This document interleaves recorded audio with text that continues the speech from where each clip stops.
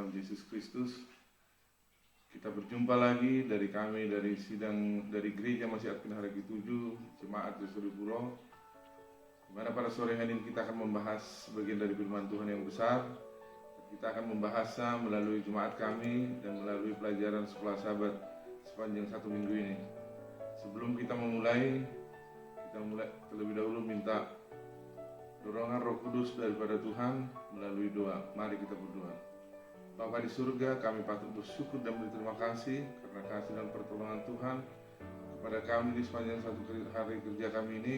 Karena Tuhan telah menyertai kami, memberkati kami, dan Tuhan telah mengirim kami sampai tiba di rumah kami untuk kami berkumpul bersama saudara-saudara kami, berkumpul dengan keluarga kami, untuk kami akan mendengarkan firman-Mu melalui pelajaran sekolah sahabat dari sidang jemaat kami, dari gereja Masyiat Penghara ke-7 sidang jemaat Yesus di Puro. Kiranya kasih Tuhan melalui anugerah Roh Kudus-Mu Bapa untuk menjamah hati dan pikiran kami untuk lebih tertuju hanya kepada-Mu. Mohon ampun segala dosa pelanggaran kami di sepanjang hari ini. Di dalam nama Yesus kami berdoa dan mengucap syukur. Amin. Saudara-saudara yang terkasih dalam Yesus Kristus, pelajaran kita di hari Senin ini adalah berjudul Menata Panggung. Dan judul kita di sepanjang 1 minggu adalah istirahat, hubungan, dan penyembuhan.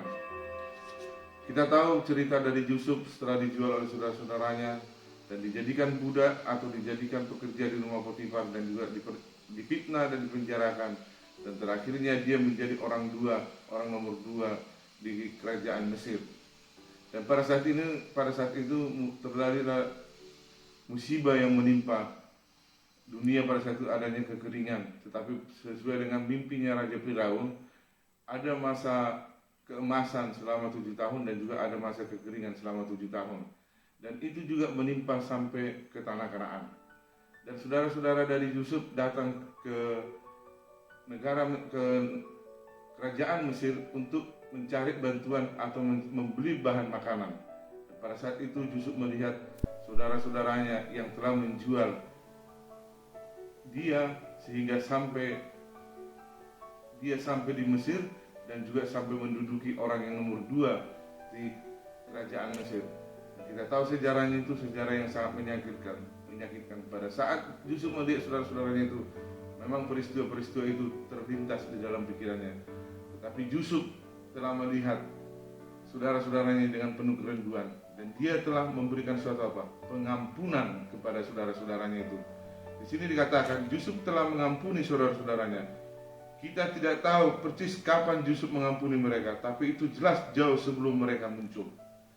Yusuf mungkin tidak akan pernah berkembang di Mesir jika dia tidak mengampuni.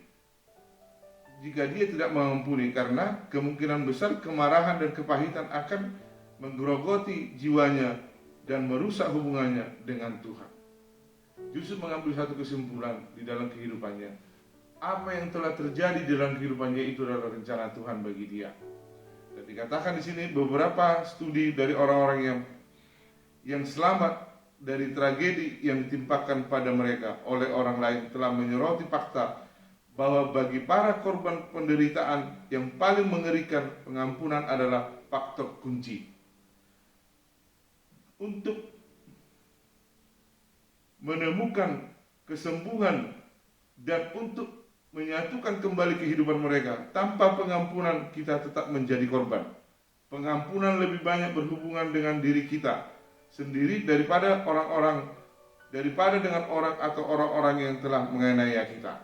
Sebagaimana di ayat inti pada 1 minggu pelajaran kita ini dikatakan apa? Di dalam Kejadian 45 ayat 5 dikatakan apa?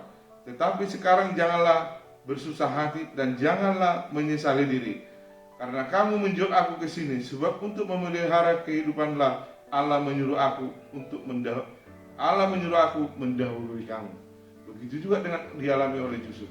Dia mengambil satu kesimpulan yang apa? Yang menenangkan pikirannya dan memperbaiki hubungannya dengan Tuhan dengan apa? Dengan cara mengampuni. Selanjutnya dikatakan apa? Tapi bukannya menemukan istirahat, mereka telah diganggu oleh hati nurani. Yang bukannya menemukan istirahat, mereka telah diganggu oleh hati nurani yang bersalah selama bertahun-tahun. Perbuatan mereka telah menyebabkan kegelisahan dan ketakutan, melumpuhkan akan pembatasan Allah. Yusuf sebenarnya merasa kasihan atas penderitaan mereka dan dia menangisi mereka. Setelah Yusuf melihat saudara-saudaranya ketakutan pada saat itu, tetapi Yusuf melihat ada kegelisahan dan ketakutan di dalam mata mereka. Tapi Yusuf mengatakan, janganlah kamu takut dan jangan apa? Gelisah hatimu. Dan Yusuf mengatakan apa? Tuhan sendiri yang telah menempatkan saya untuk sampai mendahului kamu di tanah Mesir ini. Di dalam pelajaran ini dikatakan apa? Di dalam penuntun guru dikatakan ada suatu tulisan dikatakan pengampunan adalah satu sikap kasih karunia terhadap mereka yang telah melukai kita. Ini bukan membenarkan perilaku mereka yang penuh dosa. Ini melepaskan mereka dari penghukuman kita dan memperlakukan mereka dengan kebaikan, terlepas dari apa yang mereka telah lakukan kepada kita. Pengampunan yang tulus tidak menunggu sampai orang yang telah menyakiti kita itu memohon Anda untuk mengampuninya. Pengampunan yang tulus memilih untuk mengampuni orang lain ketika mereka tidak layak untuk itu, sebab kasih Allah menjangkau kita ketika kita tidak layak untuk itu. Sebagaimana Yesus Kristus mengatakan apa? Pada saat sebelum dia menghembuskan nafas terakhir, ada satu kata-kata yang diucapkan oleh Yesus Kristus bahwa ampunilah mereka sebab mereka tidak tahu apa yang mereka lakukan. Begitu juga dengan kita, saudara-saudara kita. Mungkin ada hal-hal yang mengerikan yang kita alami di dalam kehidupan kita. Ada juga mungkin orang yang menyakiti kita. Satu kata kunci yang penting adalah kita bisa mengampuni mereka agar hubungan kita dengan Allah dapat berjalan dengan baik. Melalui pelajaran ini kita bisa mengambil kesimpulan pengampunan itu adalah satu hal yang harus kita lakukan di dalam kehidupan kita.